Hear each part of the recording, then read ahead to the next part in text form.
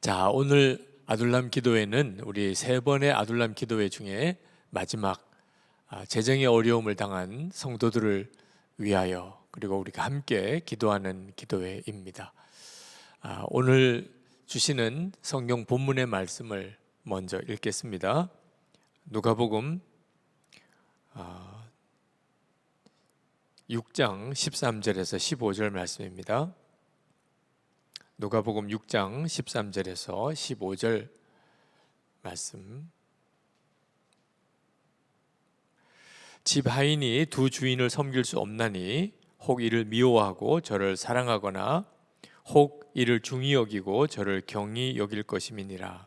너희는 하나님과 재물을 겸하여 섬길 수 없느니라. 바리새인들은 돈을 좋아하는 자들이라. 이 모든 것을 듣고 비웃거늘 예수께서 이르시되 너희는 사람 앞에서 스스로 옳다 하는 자들이나 너희 마음을 하나님께서 아시나니 사람 중에 높임을 받는 그것은 하나님 앞에 미움을 받는 것이니라. 아멘. 코로나19로 인해서 재정의 어려움을 겪는 이들과 또 그런 사람들이 참 많아졌습니다만 꼭 코로나19 때문만은 아닌 것 같습니다. 제가 어려서 살아오면서 또 목회자로서 목회하면서 재정의 문제는 항상 저 자신에게도 문제였고 또 우리 성도들에게도 문제였습니다. 재정의 어려움에 대한 문제가 없었던 때가 있었을까? 제 기억 속에는 한 번도 그런 적이 없었다, 그런 생각이 듭니다. 그러므로 이 재정의 어려움은 어쩌면 우리에게 있어서 아주 특별한 어려움이기보다는 하나님의 어떤 섭리와 관련된 문제가 아닐까, 그런 생각이 듭니다. 이따금 하나님은 진짜 축복의 하나님이 맞을까, 그런 생각이 들곤 합니다. 왜냐하면 재정의 어려움을 겪는 하나님의 자녀들, 성도들이 너무 많기 때문에 그렇습니다. 하나님이 정말 재정의 복을 주시는 분일까? 오히려 하나님을 믿지 않는 사람들이 훨씬 더 많은 부를 가지고 있는 것을 볼 때 더욱 그런 마음이 듭니다. 그러나 분명히 성경적으로도 그렇고 또 실제적으로 우리의 삶에 있어서도 하나님은 축복의 하나님이 맞습니다. 하나님은 우리가 풍요하게 살기를 원하시고 또 그렇게 살게 하실 능력이 있으신 분이십니다. 천지가 다 하나님의 것이니까요. 그런데 하나님은 우리에게 무조건 우리가 하나님의 자녀라고 우리에게 재정적인 부유함을 주시지는 않으시는 것이 분명합니다. 분명히 우리의 자녀들이 부유하게 경제적으로 넉넉하게 살기를 부모라면 당연히 원하는 것과 똑같이 하나님께서도 우리가 부유하게 살기를 원하시지만 그러나 부유하게 살게 늘 만드시지 않으시고 오히려 재정의 연단을 주시는 때가 훨씬 많습니다. 성경을 읽어보아도 하나님께서 정말 재정적인 복을 주셨던 하나님의 사람들도 다 재정의 연단을 받았음을 알 수 있습니다.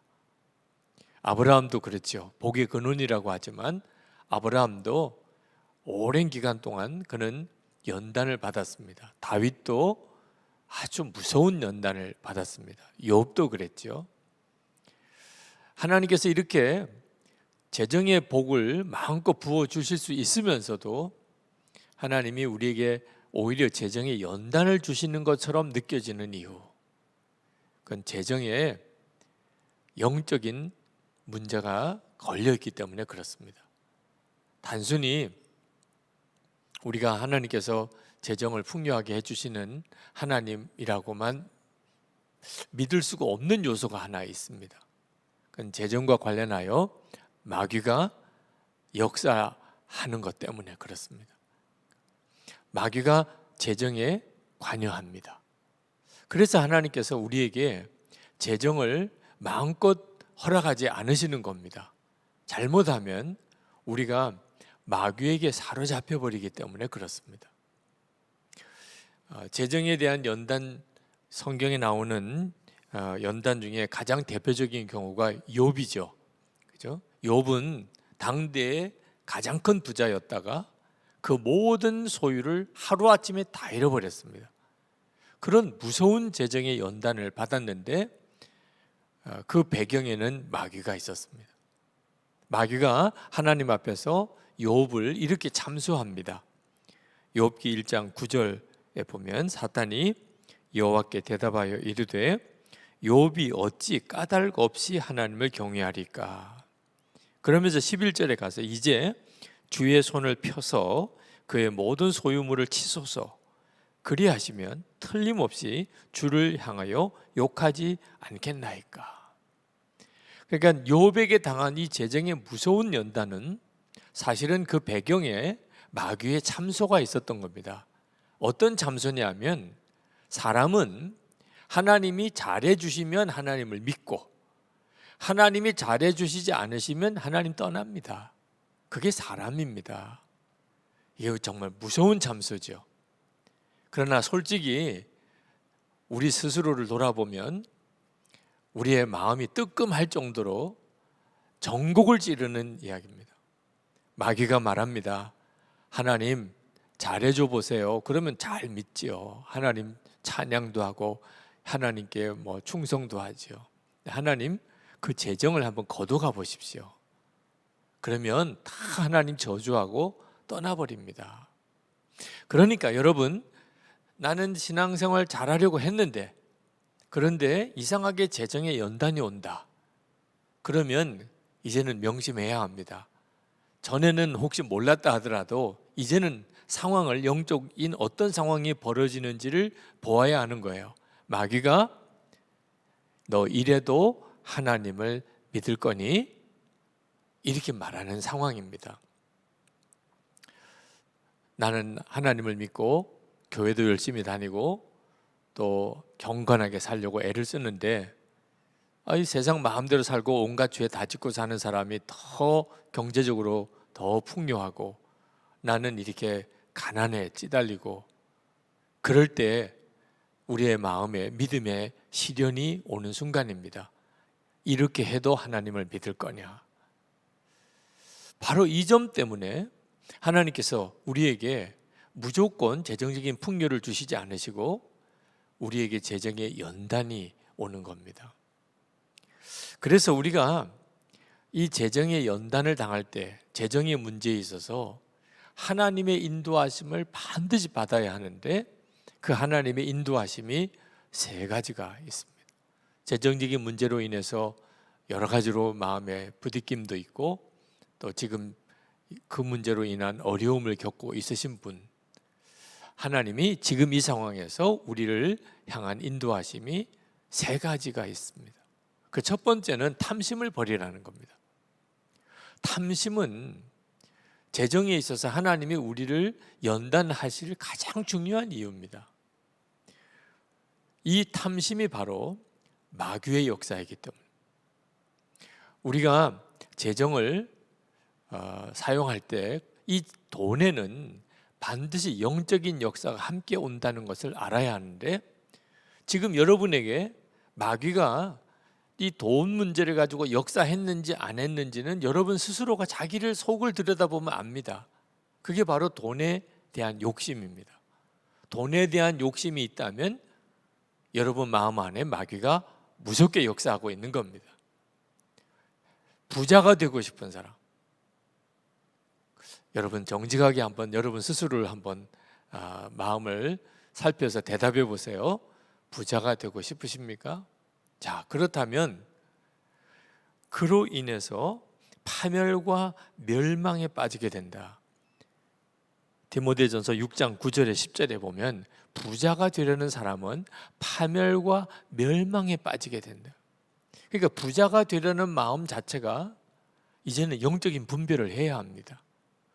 돈을 사랑하는, 여러분 돈 사랑하는 마음이 있습니까?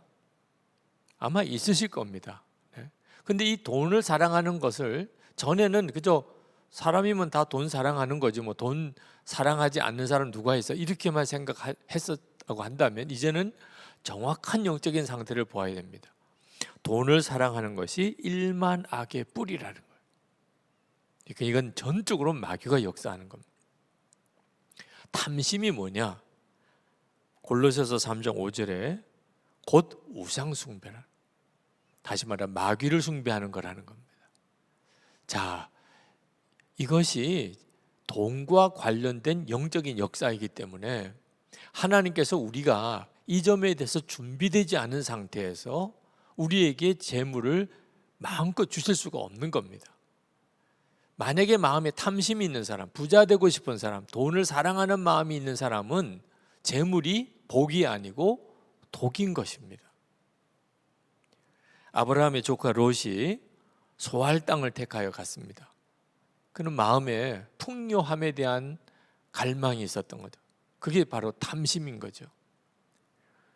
아간이 여리고성이 무너졌을 때 하나님이 그 여리고성에 있는 재물은 다 하나님의 것이니까 누구도 손대지 마라. 근데 아간이 그것을 재물을 숨깁니다.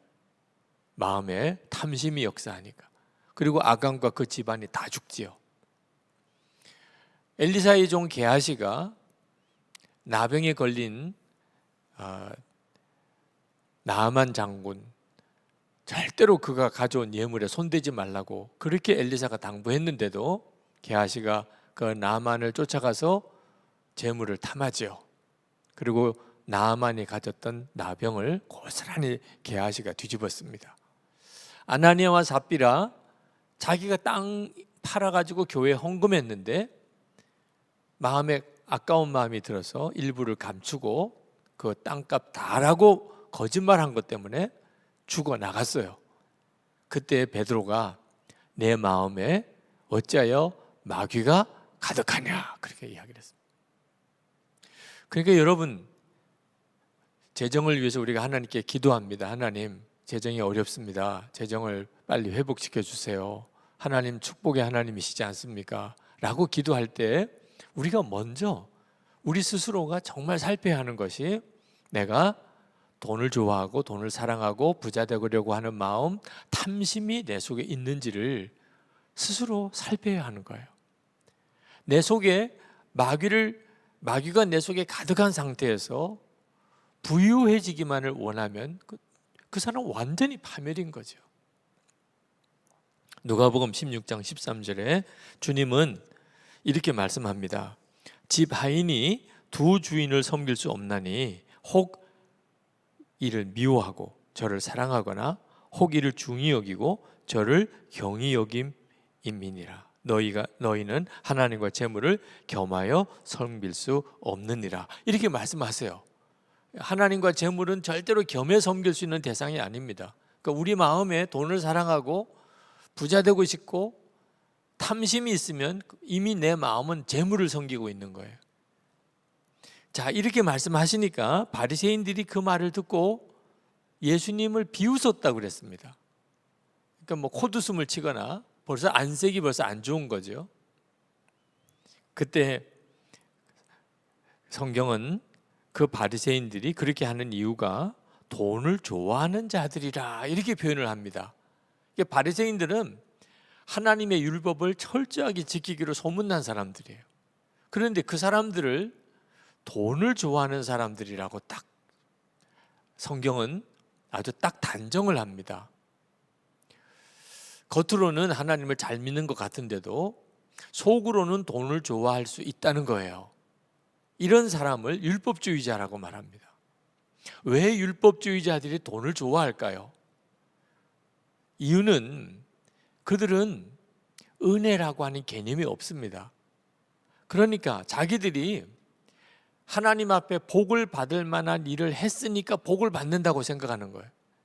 그리고 자기들이 복을 받았다면 복을 받은 증거가 분명히 나타나야 된다고 생각해요. 그러니까 부자가 되는 일은 대단히 중요한 문제예요. 만약에 자기들이 가난하다면 하나님 자기를 버린 증거예요. 자기가 하나님을 잘 못 믿었다는 뜻입니다. 철저하게 하나님과 사이에는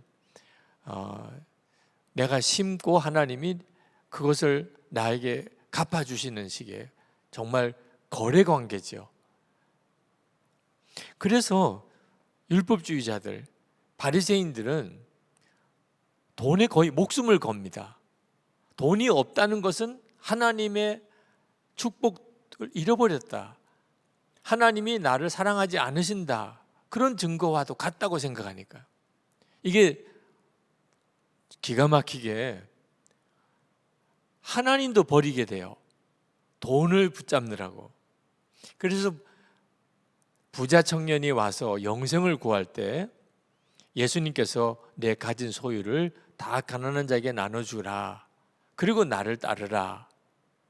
자, 영생을 얻을 수 있는 정말 기가 막힌 주님의 초청을 받은 거예요. 그런데 가지고 있는 것을 다 가난한 사람에게 나눠주라고 하니까 그 말로 인하여 마음에 근심하여 떠나갔다고 그랬습니다. 영생도 포기하는 거예요.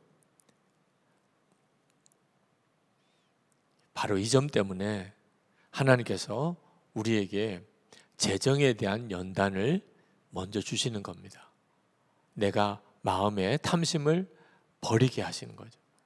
탐심이 있으면 그러면 재물의 복은 그에게 가장 소중한 것을 빼앗아 가는 거예요. 우리가 마음에 탐심이 가득해지면 그러면 교회가 더 이상 교회가 안 됩니다. 예수님께서 그 점을 정말 마음 아프게 생각하는 거죠. 야고보 사도가 야고보서 2장 2절부터 이렇게 말씀합니다. 만일 너희 회당에 금가락지를 끼고 아름다운 옷을 입은 사람이 들어오고 또 남루한 옷을 입은 가난한 사람이 들어올 때에 너희가 아름다운 옷을 입은 자를 눈여겨보고 말하되 여기 좋은 자리에 앉으소서 하고 가난한 자에게 말하되 너는 거기 서 있든지 내 발등상 아래 앉으라 하면 너희끼리 서로 차별하며 악한 생각으로 판단하는 자가 되는 것이 아니냐. 자, 이것이 바로 그때 당시에 그 교회 공동체, 야고보 사도가 당시의 교회 공동체에게 하는 이야기예요. 부자가 들어오면 대접받아요. 아, 우리 교회에 부자가 왔구나. 아, 사람들이 다 좋아해요. 오면 다 장석에 앉혀요. 가난한 사람이 들어와요. 거들떠 보지도 않아요. 내 저 밑에 가서 있든지 말든지 서 있든지 앉든지 관심도 기울이지 않아요. 그때 당시에 초대교회 회당에 이런 문제가 생겼다는 거예요. 왜 이런 문제가 생긴 거죠? 세상 기준이 성도들의 마음에도 들어온 거예요. 모든 것을 다 그 사람이 가지고 있는 소유가 많고 적음에 따라서 판단하는 거죠. 이것을 악한 생각이라고 그렇게 말했는데 그게 바로 탐심인 겁니다. 그러면 교회 공동체가 더 이상 교회 공동체가 되지 않아요. 자, 요즘 우리 한국 교회 가지고 있는 심각한 문제예요. 교회 성도들 안에 세상에서 가지고 있는 그 사람의 어떤 부에 따라서 그 사람을 대하는 태도가 달라지고, 우리 교회 공동체는 그 점에 대해서 다 극복이 되었나요? 하나님은 어떠실까요?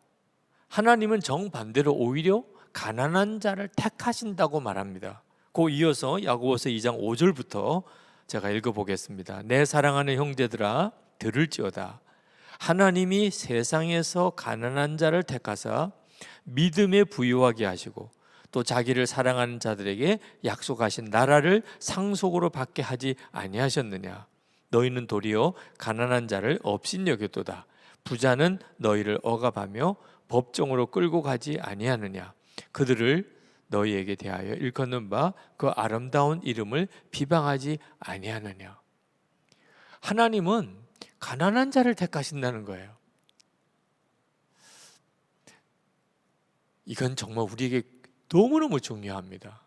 단순히 우리가 돈 때문에 걱정하고 가난 때문에 힘들다 이런 정도의 문제가 아닙니다.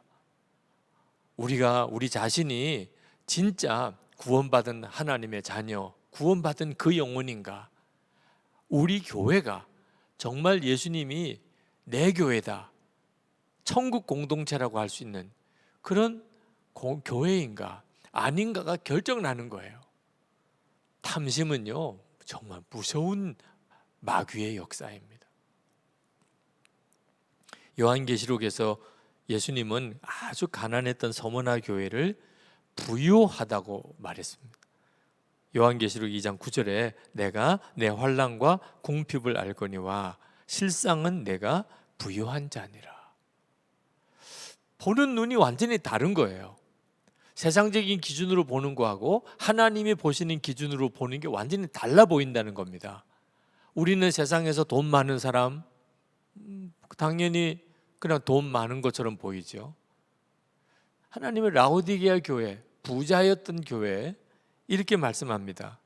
요한계시록 3장 17절에 내가 말하기를 나는 부자라 부유하여 부족한 것이 없다 하나 내 공고한 것과 가련한 것과 가난한 것과 눈먼 것과 벌거벗은 것을 알지 못하는도다. 그 라오디게아 교회는 대단히 부자 교회였는데 주님은 네 가난한 것을 내가 알지 못하는도다. 그러니까 우리가 이제는 알아야 합니다. 우리가 세상의 눈으로, 인간의 눈으로, 사람의 눈으로 보는 거하고 우리 하나님이 보시는 눈이 완전히 다르다는 거예요.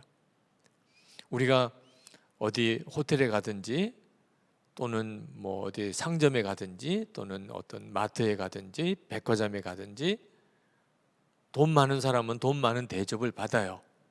돈 많은 사람에게 더 많은 혜택을 주지요. 그 사람이 더 소비를 많이 하니까 대우받는 거죠. 세상은 돈 많은 사람을 대우하는 거예요. 그걸 조금이라도 죄라고 생각 안 합니다. 악하다고 생각하지 않아요. 당연한 거죠.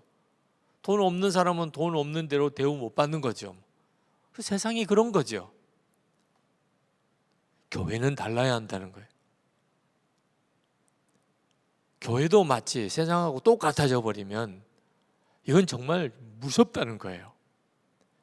그런 점에서 우리 자신 안에 과연 세상적인 기준으로 돈 많은 사람, 가난한 사람을 보는 그 기준이 내 속에는 완전히 바뀌었나?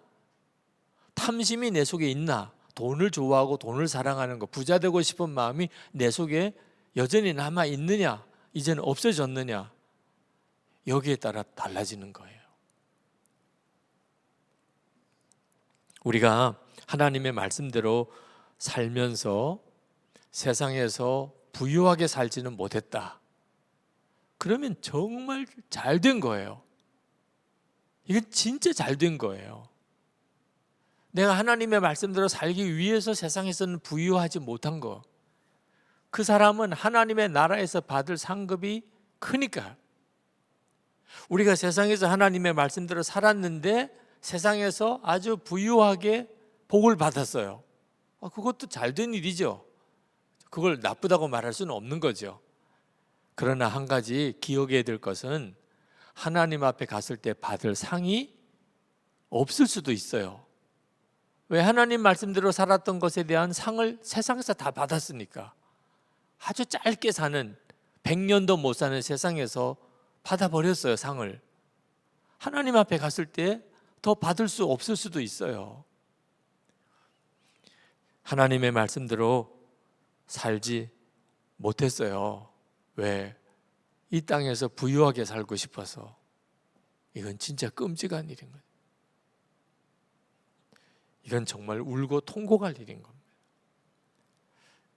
여러분이 그 점에 대해서 명확해야 비로소 하나님은 여러분에게 재정적인 일을 맡길 수가 있는 거예요. 결국은 탐심이 하나님의 나를 마음껏 재정적인 복을 주실 수 없도록 막는 역할을 하고 있는 겁니다. 미국의 유명한 척 스미스 목사님의 일화입니다. 그분이 처음 교회를 개척하시고 예배당을 하나 마련하고 싶었는데 개척교회 당시니까 참 어려웠죠. 근데 그 주변에 꼭 이제 소유하고 싶은 땅이 하나 생겼습니다. 그래서 저 땅에 예배당을 지으면 좋겠다. 그런데 그 땅이 이제 매물로 나왔는데 어느 부자가 그 척 스미스 목사님에게 와서 자기가 100만 불을 헌금을 할 테니까 목사님 이것을 계약금으로 해서 그 땅을 구입하십시오. 그렇게 제안을 해 온 거예요. 그 척 스미스 목사님 당시 때 100만 불이면 엄청난 돈입니다. 뭐 지금도 큰 돈이긴 합니다만. 근데 척스미스 목사님이 그때 무슨 생각이 들었냐면 내가 이 땅을 하나님께 달라고 기도하지를 않았다는 거예요. 그 매물이 나온 거 소식은 들었는데 하나님이 이 땅을 우리에게 주십시오. 그렇게 기도를 하지 않고 그 부자가 그런 엄청난 제안을 해온 겁니다. 그래서 잠깐만 우리 하나님께 기도한 다음에 제가 답을 드리겠습니다. 그렇게 이야기를 했어요. 그리고 하나님께 기도를 했습니다. 근데 하나님께 기도하는데 자꾸 마음에 그 부자가 헌금하겠다고 하는 것을 받으면 안 된다, 그런 생각이 자꾸 들더래요. 왜냐하면 이게 진짜 하나님이 역사하신 걸까? 아니면 그 부자가 개인적으로 그저 호의를 가지고 한 일에 불과한 걸까? 그런 문제 때문에 자꾸 마음이 시달림이 된 겁니다. 만약에 매물이 나왔는데 하나님께 기도를 했어요. 하나님, 이 땅을 우리가 소유하고 싶습니다. 우리에게 이 땅을 소유할 길을 열어주세요. 그랬는데 그 부자가 만약에 100만 불을 헌금하겠다 그러면 진짜 응답인 거죠. 아, 하나님이 이렇게 이 사람을 통해서 이렇게 역사하시는구나. 근데 자기는 한 번도 기도를 안 했는데 그 사람이 100만 불을 내겠다고 이야기를 한 것이 자꾸 자기 마음을 자꾸 요동하게 만드는 겁니다. 내가 이 부자를 더 의지하게 하는 거 아닌가, 하나님보다. 아, 이거는 굉장히 위험한데, 그래서 그 부자에게 거절합니다. 저는 그 돈을 받을 수가 없습니다. 하나님이 허락하심이 없는 것 같습니다. 제가 그 일화를 읽을 때가 제가 신학교를 졸업하고 이제 막 목회를 시작할 때였어요. 저는 참 그 척스미스 목사님을 이해할 수가 없었어요. 그때는 이 기도를 하기 전이나 후나 그게 무슨 상관이란 말이야. 그렇게 큰 돈을 헌금해서 그 땅을 살 수 있게 되는 것은 그건 하나님의 역사지. 그렇게 믿으면 되지. 근데 지금쯤 와서 가만히 그때 일을 생각하니까 척스미스 목사님이 이해가 돼요. 그분이 뭐 때문에 그걸 그렇게 주저했는지. 돈에는 마귀적인 힘이 있습니다. 돈을 의지하고 사람을 의지할 수 있게끔 우리를 이렇게 사로잡는 힘이 있는 거예요. 척스미스 목사님 자기도 모르게 그런 어떤 영적인 역사를 느끼게 된 거죠. 기도를 하고 응답받은 게 아니고 먼저 돈부터 생긴 거예요. 그게 척스미스 목사님을 긴장하게 만든 거예요. 대단히 위험하다. 이건 대단히 위험한 거야. 그걸 포기하고 난 다음에 정말 참 놀라웠게 하나님께서 빚 하나 안 지고 결국 그 땅을 소유하게 만들고 거기에 이제 예배당을 짓게 되죠. 지금쯤 와서 보니까 탐심이라는 게 목사의 마음에도 무섭게 역사하는구나. 여러분, 절대로 이것을 작게 생각하면 안 됩니다. 우리가 재정적인 어려움을 겪는다 하는 문제보다 더 심각한 문제는 돈 때문에 영혼을 팔아버리는, 완전히 마귀 종이 되는 일이, 그게 훨씬 더 무서운 거예요. 야고보 사도는 여러 가지 시험을 만나거든 온전히 기쁘게 여기라, 그런 말씀하셨어요, 야고보서에. 그런데 야고보서 5장에 가서는 들으라 부한자들아, 너에게 이 말 고생으로 말미암아 울고 통곡하라. 여러 가지 시험을 만날 때는 온전히 기쁘게 여기라 그러더니 부유한 자들에게는 울고 통곡하라고 이야기를 해요. 세상에 이게 뒤집어져도 한참 뒤집어진 거죠. 여러 가지 시험을 만난 사람은 울고 통곡해야 되고 부한 자들은 온전히 기쁘게 여겨야 되는 거 아닙니까? 근데 완전히 뒤집어 놓고 이야기를 하는 거예요. 탐심이 있는 자가 부유함을 얻게 됐을 때 그 영혼이 궁극적으로 처해질 그 상황이 너무 두렵기 때문입니다. 야고보서 5장 2절 3절에 너희 재물은 썩었고 너희 옷은 좀 먹었으며 너희 금과 은은 녹이 슬었으니 이 녹이 너희에게 증거가 되며 불같이 너희 살을 먹으리라. 너희가 말세에 재물을 쌓았도다. 돈을 많이 모아두는 게 절대로 복이 아닙니다. 이제 그 뒤에 하나님의 인도하심이 또 이 문제와 관련해서 나오니까 그때 그 문제를 더 말씀을 드리죠. 우리가 돈에 대한 이 탐심, 욕심이 없어졌는지는 하나님이 우리를 어떻게 쓰실지에 대한 대단히 중요한 테스트 과제예요. 제가 부산에서 목회할 때 가까이에 일신기독병원이라고 있었습니다. 그 일신기독병원은 호주 선교사님들이 세우신 병원이에요. 근데 호주 선교사님들이 한동안 병원을 다 경영을 해 가시다가 어느 시점쯤에 이것을 이제 한국 사람에게 이 병원 경영을 넘겨줘야 되겠다, 그런 판단을 했습니다. 자, 그런데 누구를 믿을 수 있는지가 그분들이 자신이 없어요. 어떤 사람에게 이 병원 경영을 맡길까? 그래서 그 호주 선교사님들이 테스트를 했다는 거예요. 그들이 사무실에서 같이 일하는 직원들이, 이제 한국 직원들이 같이 사무실에서 같이 일을 하는데, 선교사님이 퇴근하면서 책상 위에다가 돈을 놓고, 그냥 서랍에 안 놓고 금고에 안 놓고 그냥 돈을 책상 위에다 올려놓고 먼저 퇴근을 해버리는 겁니다. 그러면 이제 남아있는 한국 직원들이 뒷마무리를 하고 문 단속을 하고 나가는 거죠. 자, 그 돈, 선교사님 책상 위에 있는 그 돈, 그거 그 다음 날 어떻게 됐을까? 선교사님이 이제 출근해서 보는 거예요. 그 한국 직원이 그 돈을 어떻게 했는지. 그런 테스트를 거쳐서 돈에 대하여 일절 정직한 사람, 마음에 돈에 대한 탐심을, 사람은 누구나 마귀의 충동을 받지만 그것을 능히 이겨낼 수 있는 사람이 누군지, 그래서 그 병원 경영을 맡길 한국 스텝을, 직원을 선택했노라 한 이야기를 그 병원에 가서 들었어요. 지금도 똑같이 하나님이 하십니다. 우리에게 때때로 재정의 테스트가 와요. 이 돈을 어떻게 사용하는가 하나님은 아십니다. 여러분, 이 일을 항상 명심해야 합니다. 두 번째로 하나님이 우리를 인도하시는 것이 염려하지 말라는 거예요. 염려하지 마라. 여러분, 사람은 누구나 다 살아가면서 마음에 크고 작은 염려거리가 있습니다. 사람이니까요. 그런데 하나님은 염려하지 말라고 계속 성경을 말씀하세요. 염려는 이 자체가 또 하나의 무서운 악한 영의 역사입니다. 누가복음 21장 34절에 보면 너희는 스스로 조심하라. 그렇지 않으면 방탕함과 술 취함과 생활의 염려로 마음이 둔하여지고 뜻밖의 그날이 덕과 같이 너에게 임하리라. 염려도요, 무서운 악한 영의 역사예요. 사실 염려가 마음에 있으면 하나님의 일 못합니다. 하나님 말씀에 순종 못합니다. 염려 때문에 주의 일 할 마음의 여력이 없어집니다. 계속 염려하고 사는 거예요. 그 일은 자연스러운 일이 아닙니다.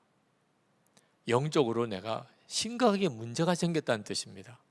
무슨 문제가 생긴 거죠? 하나님이 아버지라는 사실을 믿지 못하고 있는 거예요. 그러니까 마음에 염려가 되는 겁니다. 여러분의 자녀들이, 어린 자녀들이 내일 밥 먹을 거 염려합니까? 가진 거 아무것도 없어요, 그 아이들이. 그런데도 그 아이들은 내일 아침 일어나면 그냥 차려져 있을 거라고 생각해요. 세상에 이런 믿음이 얼마나 놀랍습니까? 아무것도 가지고 있지 않으면서도 저녁 늦게까지 내일 아침거리 생각을 안 해요. 그리고 졸리면 자요. 눈 뜨면 밥. 마치 무슨 빚쟁이가 빚 받으러 온 것처럼 그냥 식탁에 가서 앉아요. 그러면 밥이 차려질 거라고 생각하는 거예요. 이유는 엄마 아빠가 있으니까. 엄마 아빠를 믿는 거죠. 하나님이 우리의 아버지세요. 우리가 예수 믿고 구원받은 영혼이에요. 가장 놀라운 복이 하나님이 아버지세요. 그렇다면 당연히 우리도 어린아이처럼 더 이상 이제는 먹고 입고 사는 것에 대한 염려가 없는 거죠. 예수님이 그렇게 말씀하셨어요. 하나님 아버지가 우리를 먹이고 살리지 않겠느냐. 무엇을 먹을까 입을까 염려하지 마라. 하나님의 나라를 위해서 먼저 기도해라. 그렇게 말씀하셨지 않습니까? 우리가 하나님이 아버지이신데 그렇게 믿으면서도 계속해서 돈 하고 염려하는 것을 정말 조심해야 돼요. 우리 자신도 영혼이 망가지는 거지만 자녀들을 생각해야 돼요. 예수 잘 믿는다고 하는 부모를 보면서 계속 입으로는 염려하고 돈 걱정하는 것, 아이들이 어떻게 해석해야 되나요? 아이들에게 하나님 믿어도 소용없다고 아주 웅변하는 것과 똑같아요. 그렇게 교회 열심히 다니고 하나님을 아버지라고 부르고 그렇게 믿으면서도 계속 먹고 있고 사는 걱정하고 산다면 자녀들에게 더 이상 예수 믿을 필요가 없다. 예수 믿어봐도 실제로 아무 도움 그렇게 말하는 거랑 똑같다니까요. 남의 이야기 할 것도 아니죠. 저희 딸이 중학교 들어갔을 때 학교에서 선생님이 면접을 했대요. 그러면서 물었대요. 너 기도 제목 한 3가지가 있으면 말해봐라. 기도 제목들을 서로 내는 시간이었나 봅니다. 제일 첫 번째 기도 제목이 뭔가? 우리 교회 빚 다 갚아주세요. 참 담임 목사 딸답지요. 제가 이 교회 부임해 와서 교회 엄청난 재정적인 부채 때문에, 건축비 부채 상환 때문에 참 힘들고 어려웠던 때였습니다. 제가 그 이야기를 그 선생님으로부터 전해 듣고 마음이 참 아프더라고. 어떻게 해서든지 하여튼 결국은 저희 딸의 마음속에 한없는 돈 걱정을 심어줘. 그 중학교 들어간 아이의 3가지 기도 제목 중에 첫 번째가 교회 부채를 갚아달라. 우리도 모르는 사이에 우리는 우리 주변에 영적인 영향력을 끼쳐요. 염려는요, 정말 무서운 영향력입니다. 바울은 부한데도 처할 줄 알고 비난데도 처할 줄 아는 일체의 비결을 배웠다 그랬습니다. 빌립보서 4장 12절에 나는 비천에 처할 줄도 알고 풍부에 처할 줄도 알아 모든 일 곧 배부름과 배고픔과 풍부와 궁핍에도 처할 줄 아는 일체의 비결을 배웠노라. 자, 기가 막힌 거죠. 이것이 바로 예수를 믿는 사람의 고백이에요. 가난해도 좋아. 부자가 되어도 나는 실족하지 않아. 왜? 어떻게 사는지 다 나는 사는 법을 배웠으니까. 근데 그 비결이 뭘까요? 그 비결이 13절 말씀에 보니까 능력 주시는 자 안에서 모든 것을 할 수 있느니라. 그러니까 예수님 안에 거하는 것 때문에 가난해도 상관없고 부유함이 와도 자기는 그 점 때문에 마음의 시험이 없다는 거예요. 이것이 바로 우리가 예수님을 진짜 믿게 될 때 우리 안에 일어나는 역사예요. 여러분이 정말 돈보다도 더 큰 주님이 진짜 믿어져서 마음속에 더 이상 염려가 사라졌는지 여러분 자신을 한번 돌아봐야 됩니다. 저도 가족을 먹이고 입힐 방법이 없어서 정말 3개월 동안 하나님 앞에 전심으로 기도만 해야 될 그런 때도 있었어요. 제가 1년 동안 교회에서 건축비 헌금을 해야 되니까 생활비 다 헌금 작정하고 생활비 없이 1년 동안을 살아본 적도 있습니다. 이 교회에 와서 건축비 엄청난 부채를 지고 이걸 도대체 어떻게 감당하나 마음의 그 눌림 때문에 심장에 쇼크가 왔던 일도 경험했던 적이 있어요.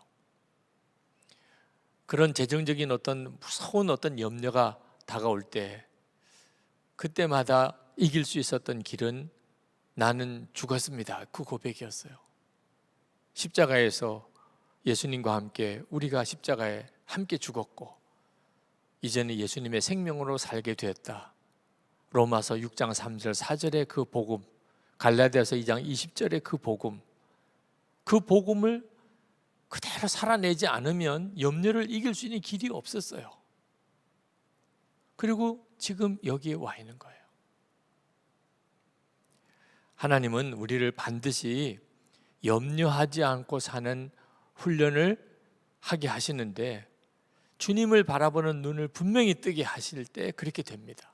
강화도에 있는 어느 교회가 필리핀 선교를 갔을 때예요. 근데 필리핀에 도착을 해서 숙소에 들어갔는데 충격적인 이야기가 들린 거예요. 재정을 맡은 회계 담당하시는 집사님이 돈을 잃어버렸다는 거예요. 그 선교 여정 동안에 모든 재정을 그 집사님이 다 가지고 있는데 그 돈을 넣은 봉투가 없어진 거예요. 분명히 돈을 가지고 비행기를 탔고, 그리고 비행기에서 내려서 입국을 했고, 그리고 택시를 타고 숙소에 왔는데 거기서 가방을 열어보니까 돈 봉투가 없는 겁니다. 다들 멘붕 상태에 빠져. 이제 이 선교 여정 동안 어떻게 우리가 이 여정을 감당하며 또 우리가 어떻게 생활도 하며, 그래서 다들 모여서 심각하게 논의를 하고 비상금 있는 거 다 꺼내라. 그래서 다들 가지고 있는 비상금, 선교 여행을 오긴 왔지만 그래도 외국을 나온 거니까 혹시라도 이것저것 쓸 거 있지 않을까, 혹시 살 것도 있지 않을까 생각해서 모아둔 거 다 꺼내놓을 수밖에 없었어요. 그래가지고 그 비상금 다 모아가지고 선교 여정은 이제 겨우 감당을 했습니다. 그리고 이제 공항으로 이제 귀국하려고 공항으로 갔는데, 공항 가는 택시를 불러다가 이제 갔는데 어느 한 팀이 택시를 타보니까 자기들이 공항에서 숙소까지 올 때 그 택시들이에요. 그 기사도 그렇고 차도 그렇고. 그때 누가 한 분이 무슨 생각이 번뜩 들었냐면, 혹시 돈을 택시에 흘린 건 아닐까? 그런 생각을 해서 자기가 앉아있는 뒷자리에 그 의자에 등 받침하고 앉는 시트 사이에 그 틈 사이를 이렇게 손을 집어넣어 가지고 다 봉투가 만져지더래요. 그러고 보니까는 회계 집사님이 거기 앉았다가 그리고는 봉투를 빠뜨리고 거기에 들어간 거예요. 그리고는 그 여정 내내 그 택시가 돌아다니고 영업을 했는데도 누구도 그걸 못 발견한 거죠. 그리고 선교팀이 마지막 돌아오는 길에 그걸 찾은 겁니다. 공항에서 난리가 났겠죠. 돈 찾은 것도 참 기가 막히고 그 과정도 기가 막히고, 무엇보다도 돈 하나도 없이 그 선교 여정 다 마치고 이제는 선교비 통째로 다 다시 되찾은 거예요. 그래서 그 선교사님 학교 설립하는 과정에 필요한 재정으로 마지막 헌금 다 드리고, 어차피 그 돈은 선교비로 쓰려고 가져온 거니까, 그리고는 돌아왔었노라고. 그러면서 이제 비행기 타고 오면서 선교팀 안에 이제 정말 간증이 막 풍성해진 겁니다. 한 분이 그런 이야기를 하더래요. 돈을 잃어버리고 비상금까지 다 털어내고 난 다음에 딱 마음이 정리가 되더래요. 물건 살 거, 돈이 없으니까 물건을 어떻게 사요? 쇼핑할 생각, 돈이 없는데 어떤 쇼핑을 해요? 그냥 오직 주님만 바라보고, 그리고 정말 선교지 가는 데마다 그 현지인들 섬기고 기도하고 복음 전하는 거에만 올인할 수 있었다. 돈이 없으니까 그렇게 되더라는 거예요. 그리고 자기가 가장 놀라운 복을 받았다. 해외 나오는 길에 면세점도 들러보고 뭐도 사고 이렇게 생각을 처음에 나올 때는 그런 생각도 가졌는데 그게 싹 없어졌다는 거예요. 하나님께서 우리에게 때때로 재정에 대해서 우리를 참 우리가 스스로 생각하기에는 이렇게까지 하셔야 됩니까? 라고 우리를 몰아가실 때가 있는데, 하나님이 원하시는 것은 주님만 바라보라는, 실제적인 체험을 주시려고 하는, 돈 없이도 살 수 있다는 것을 우리에게 실제로 경험하게 해주시려고 하십니다. 주님만 함께 계신다면. 끝으로 세 번째 하나님의 인도하심은 주라는 거예요. 주라는 거. 하나님께서는 우리에게 먼저 받으려고 하지 말고 먼저 주라고 하시는 거예요. 누가복음 16장 38절에 주라 그리하면 너에게 줄 것이니 곧 후이되어 누르고 흔들어 넘치도록 하여 너에게 안겨주리라. 너희가 헤아리는 그 헤아림으로 너희도 헤아림을 도로 받을 것이니라. 하나님께서 이렇게 우리에게 먼저 주라고 하시는 거, 그 다음에 하나님이 넘치도록 안겨주시겠다고 하셨는데, 이렇게 먼저 줄 수 있는 것은 우리가 복이 있는 자이기 때문에, 돈을 많이 벌어서 복을 받는 게 아니고 우리는 돈이 있으나 없으나 이미 복이 있는 자예요. 복이 있는 자의 특징은요, 주는 거예요. 복도 없는 사람이 움켜쥐는 겁니다. 그러니까 어떤 사람이 많은 사람에게 이렇게 나눠줘요. 그 사람은 참 풍성한 사람인 거죠. 어떤 사람은 많이 가지고 있는 것 같은데도 계속 움켜줘요. 참 불쌍한 사람인 거죠, 영적으로. 우리가 하나님의 자녀가 되었다면 당연히 우리는 정말 복 있는 자죠. 그러니까 우리는 주는 자의 복을 받았다는 거예요. 이 점을 항상 명심하라는 겁니다. 그리고 그 복은 이 세상에 쌓여져 있는 게 아니고 하늘에 쌓여져 있는 거라는 거예요.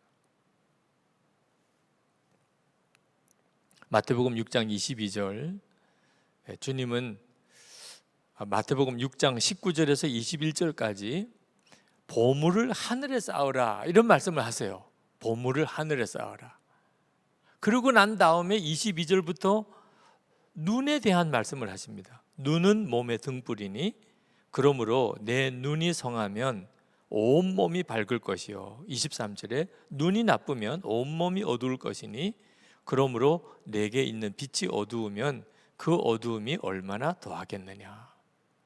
자, 재물을 하늘에 쌓으라고 하고는 그 다음에 눈이 밝고 어두운 것에 대한 말씀을 하세요. 그 말은 눈이 뜨여야 한다는 겁니다.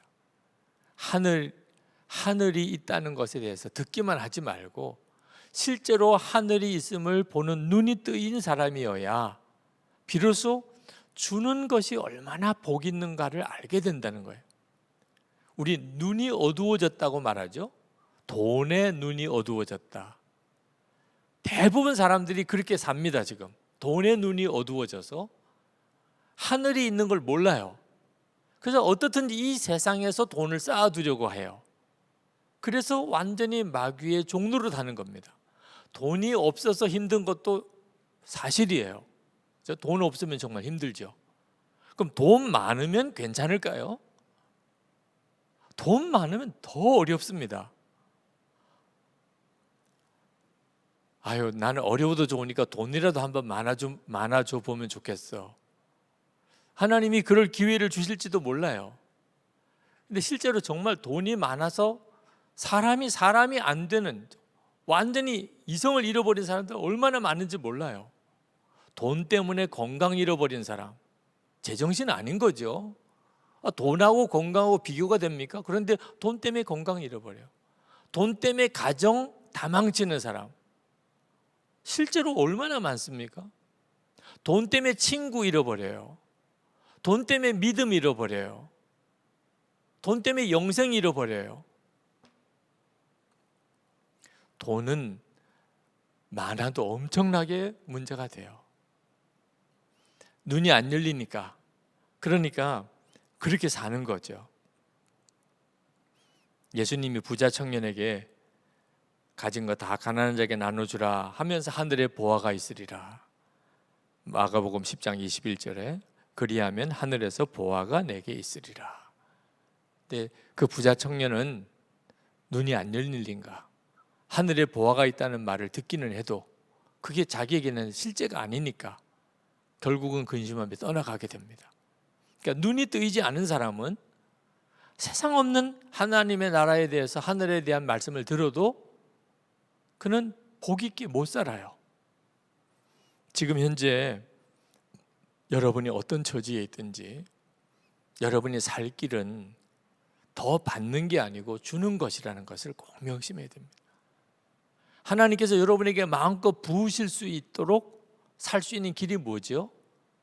달라고 기도하는 겁니까? 주님의 말씀에 의하면 먼저 주라.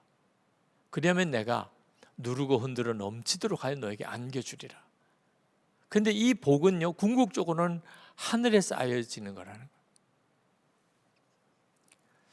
우리 교회 세 가지 믿음의 실험, 제가 처음 이 교회에 부임할 때 했던 믿음의 실험 세 가지가 있는데, 하나는 예수님이 정말 우리와 함께 계시다는 것을 믿음으로 실험하는, 두 번째는 성령님은 우리를 언제나 하나 되게 만드신다는 믿음의 실험을 해보자. 세 번째가 힘을 다하여 주자. 재정에 있어서 하나님 말씀을 한번 실험해보자. 주라고 했으니 주자. 그러면 하나님이 우리를 채워주실 것입니다. 지난 18년 동안 제가 선한목자교회 목회하면서 저에게 있어서는 거의 사명과 같이 했던 일이, 우리 교회의 재정이 허락하는 한 하여튼 주는 대로 주자. 때때로는 교우들의 오해도 많이 받았습니다. 교회 건축비 부채가 많다고 하는데 어떻게 교회 담임 목사는 저렇게 주려고만 하냐, 그거 조금 아껴서 건축비 부채라도 빨리 좀 상환하지. 제 머릿속에 우리가 아껴서 상환할 정도였다면 아마 저도 그랬을지 몰라요. 재정을 조금씩 아껴서 그거 가지고 갚을 수 있겠구나, 이렇게 계산이 나왔다면 저는 아마 그랬을지 모르겠어요.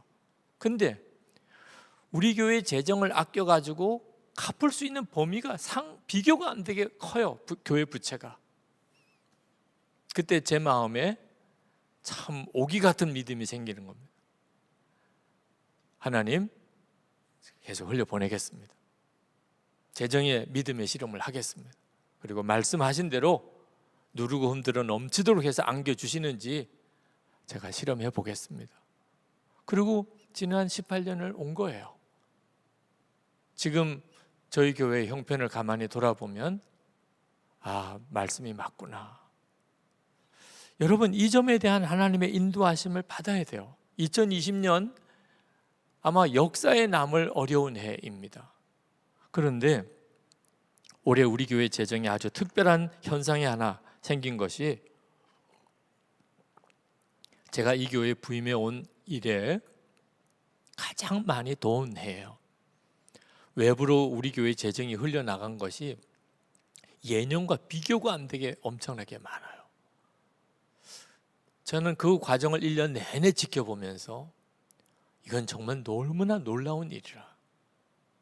우리 교우들 중에 구제연금 어려움을 당한 사람의 소식을 들으면서 자기도 어렵지만 계속 구제연금을 이렇게 작정하고 흘려보내는 분들을 이렇게 봅니다. 그분들을 소개하고 싶은 마음도 있어요. 그런데 본인들이 극구 그것을 원하지 않으니까 누가 어떻게 헌금한 것에 대해서 일절 제가 광고하거나 알린 적이 없어요. 근데 참 많은 분들이 재정적으로 어려운 사람을 도와주세요, 어려운 교회를 도와주세요, 어려운 선교사님을 도와주세요, 어디에 어렵다는 이야기가 있으면 그렇게 헌금들을 많이 하셨어요. 저는 그래서 2020년이 절대로 어려운 해만은 아니라고 확신하는 거예요. 2020년에 믿음의 이 섬긴 주는 씨가 엄청나게 뿌려진 해예요. 하나님은 역사하고 계신 거죠. 하나님의 역사가 아니라면 있을 수가 없는 일이에요. 이 땅에서도 하나님이 그 증거를 주시겠지만 무엇보다 하늘나라에서 받을 상급이 엄청난 거예요. 며칠 전에 제 아내가 교회 성전 기도하러 저녁에 나오면서 늘 성경책 기도 노트 이렇게 가지고 교회 와서 예배 드리는 거니까, 기도하는 거니까 지갑도 빼놓고 가방도 빼놓고 성경책하고 노트만 들고 교회를 와서 기도를 했는데, 그날따라 갑자기 마음에 돈을 조금 마련해서 봉투에 가지고 갈 마음이 턱 생기더래요. 누군가를 만날 것 같은 생각도 들고. 그런데 이게 진짜 하나님이 주신 마음인지 아닌지 자신은 없는데 믿음의 실험을 한번 해봐야 되겠다. 그래서 그걸 봉투에다가 돈을 넣어가지고 성전에 와서 예배당에서 기도를 하는데, 기도를 하고 나오는데 어느 집사님이 탁 눈에 뜨이더래요. 근데 마음에 저 집사님이구나, 저분에게 드리라고 하는 거구나, 이런 생각을 했다는 거예요. 그래서 순종하는 마음으로 그 집사님에게 가서 봉투를 드리고 하나님이 마음을 주신 거예요, 그렇게는 전하고는 돌아왔다는 거죠. 근데 마음에 정말 이게 하나님의 인도하심인지 아니면 그냥 내 생각으로 그냥 한 건지, 생뚱맞게 어느 집사님한테 그냥 돈을 딱 드리고 왔으니 또 그 집사님 뭐라고 당황해하지는 않을까, 뭐 여러 가지 복잡한 생각을 했었답니다. 근데 그 다음 날 그 집사님 남편의 페이스북을 이렇게 보는데 그 내용이 쫙 나와 있더래요. 그 내용에 대해서는 제가 다 소개를 해드리고 싶지는 않습니다. 혹시 보신 분도 있을지는 모르겠어요. 그 페이스북에 얼마나 그날 재정적인 어떤 위기 상황에 처해졌으며 전적으로 하나님만을 의지했으며 그리고 교회와 성전에서 기도를 했으며, 근데 갑자기 뜻밖의 교회 담임 목사님 사모님이 봉투를 하나 이렇게 건네주고 그러고는 하나님이 주신 거예요. 그러고는 가시는 거예요. 그 재정 문제로 인해서 하나님께 의탁하고 기도했던 그 과정에 대한 여러 가지 과정을 쭉 쓴 내용을 보고는 기가 막히게 하나님이 하신 거구나. 여러분, 이런 일은요 정말 황홀한 일인 거죠. 사실 우리가 돈을 얼마를 어떤 어려운 사람에게 주었다는 게 의미가 있는 게 아니고 하나님이 하시는 일에 내가 도구가 되었다는 거예요. 하나님이 역사하심에 어떤 내가 생생한 그 현장의 증인 속에 있었다는 거예요. 그 과정에서 하나님이 우리를 쓰시는 게 주는 거예요. 하나님이 어떤 사람에게 주려고 할 때 나를 통하여 그 사람에게 주는 방식으로 하나님이 역사하시는 거죠. 그렇게 쓰임을 받는 게 최고인 거예요. 저는 재물의 복이 이 은혜의 통로, 복의 통로라는 사실에 대해서 참 늦게 깨달았어요. 저는 재물의 복이 돈을 많이 가지는 것인 줄 알았어요. 다른 사람보다 훨씬 더 많은 부를 축적하는. 아니에요. 성경이 말하는 재물의 복은요 통로가 되는 거예요. 통로가. 돈은 엄청나게 많이 만져봐요. 근데 실제로 가진 건 없어요. 왜? 자기 게 아니니까. 다 나는 통로가 돼서 다른 사람에게 흘려 보내준 거예요. 그게 바로 우리가 받는 재물의 복이에요. 그러니까 우리에게 있어서 매우 중요한 문제는 얼마나 많이 도왔느냐는 것도 중요하지만 얼마나 많이 남았느냐 하는 거예요. 얼마나 많이 남은 게 문제예요. 남은 게.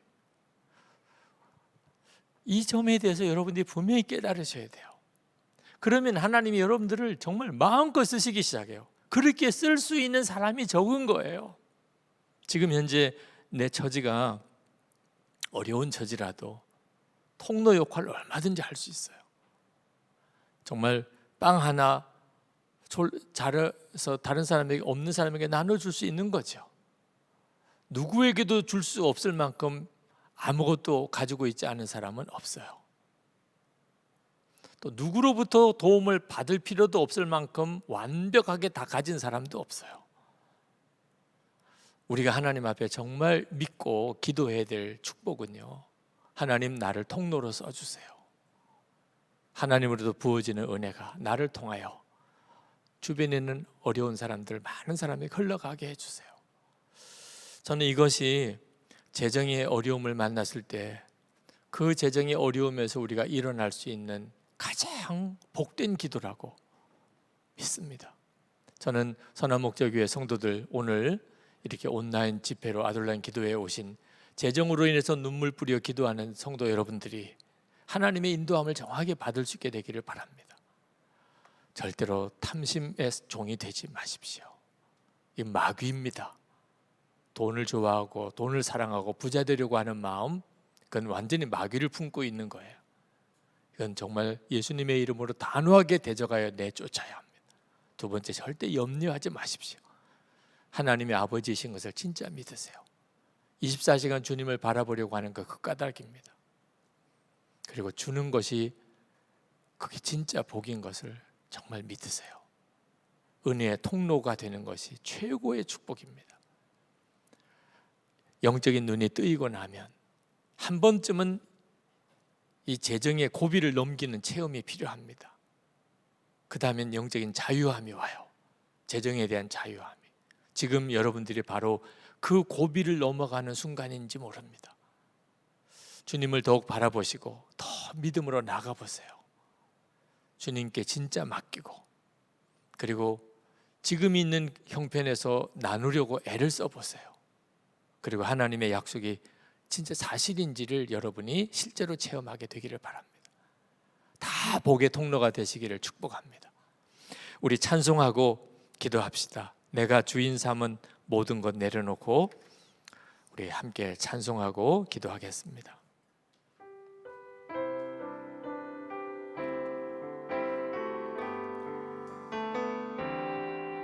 내가 주인 삼은 모든 것 내려놓고 내 주 대신 주 앞에 나가 내가 사랑했던 모든 것 내려놓고 주님만 사랑해.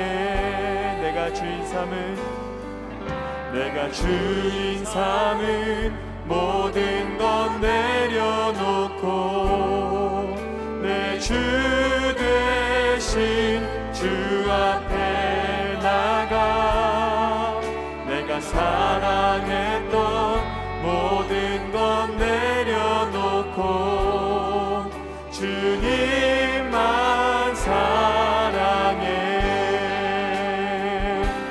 주 사랑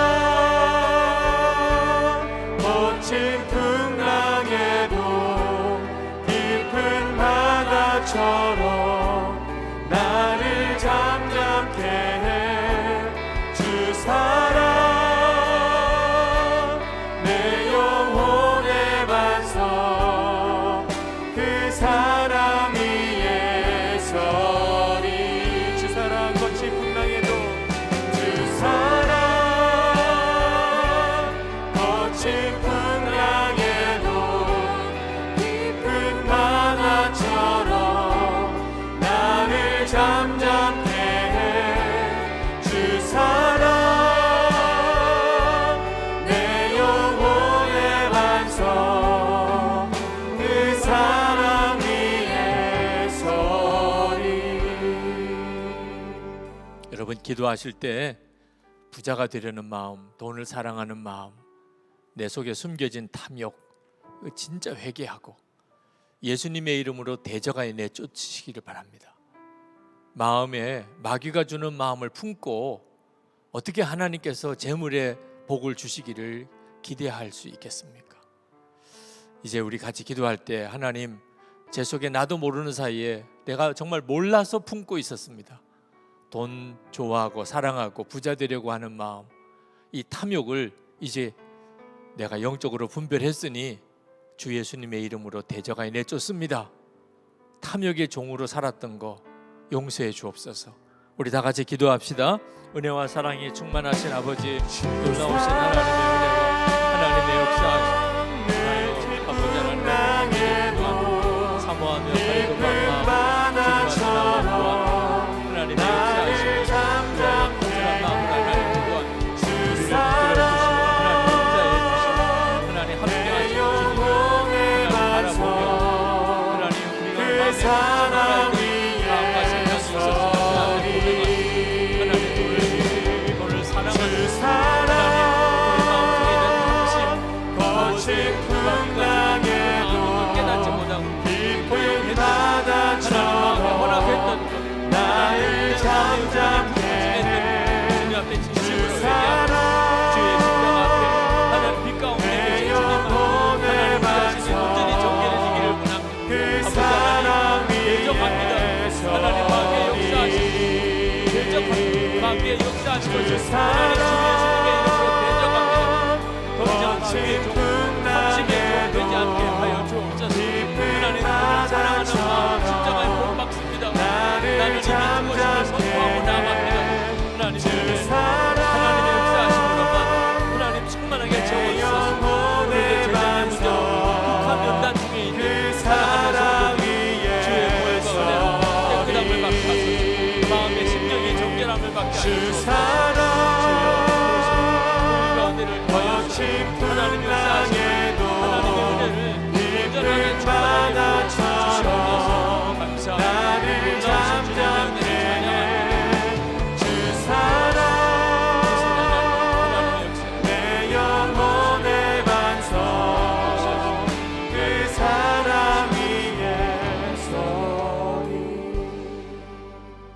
우리 이어서 하나님이 아버지 되신 것을 정말 믿지 못해서 염려함으로 우리의 영혼이 황폐하게 되고, 뿐만 아니고 우리 가족과 자녀들, 교인들의 마음에 믿음을 무너뜨린 죄를 우리가 하나님 앞에 회개합시다. 알지 못해서 그랬습니다. 염려가 하나님 아버지이신 것을 진짜 믿지 못하는 증거인 것을 깨닫지 못했습니다. 하나님, 이제는 온전히 주님을 바라보며 가난도 궁핍도 두렵지 않는 그런 믿음을 갖게 해 주옵소서. 염려에서 우리를 온전히 건져 주소서. 주를 바라보는 눈이 열리게 해 주소서. 기도하겠습니다. 은혜와 사랑이 충만하신 아버지 하나님, 내에서 사랑하는 성도들을 건져 주시기 원합니다. 하나님의 은혜로 지금 이 시간에 우리를 덮어주셔서 생활의 염려로 하나님을 하지 못하고 하나님 우리의 영적인 눈이 가려워지고 하나님 끊임없이 하나님 혼란, 가정 안에, 교회 안에, 공동체 안에 하나님 끊임없는 염려의 반복 속에 수렁에 빠져 들어가 있는 저희들을 주여 건져 주시옵소서. 주 예수님을 바라보며 하나님의 아버지 되신 것이 분명히 믿어지고 어린아이처럼 하나님을 먹고 있고 사는 모든 것을 주님께 다 내어 맡기고 오직 사랑만 하며 하나님 섬기며 베푸는 자로 그렇게 우리를 사용하여 주시기를 원합니다. 아버지 하나님의 놀라우신 일, 하나님의 놀라우신 역사를 감사합니다. 하나님의 크신 은혜를 인하여 주님을 찬양하고 놀라우신 하나님 역사, 더욱 주님 우리를 찾아주시고 더욱 특별한 마음으로 주님께 구하고 주님 역사 우리를 사로잡아 주시기를 원합니다. 놀라우신 주, 나를 잠잠케 해 하나님 주 사랑 내 영혼의 반석 주 사랑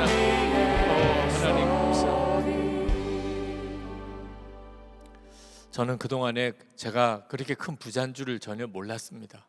실제로 그렇게 많은 돈을 가지고 살아본 적이 없었기 때문에.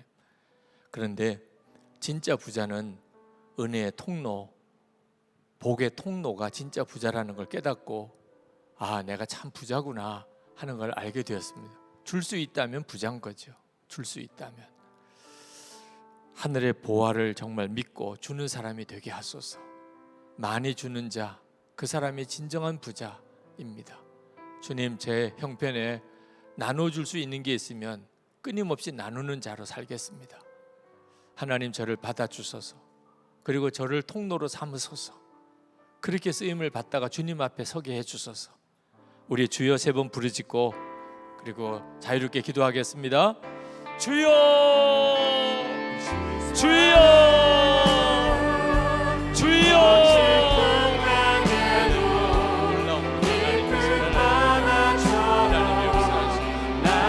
잠잠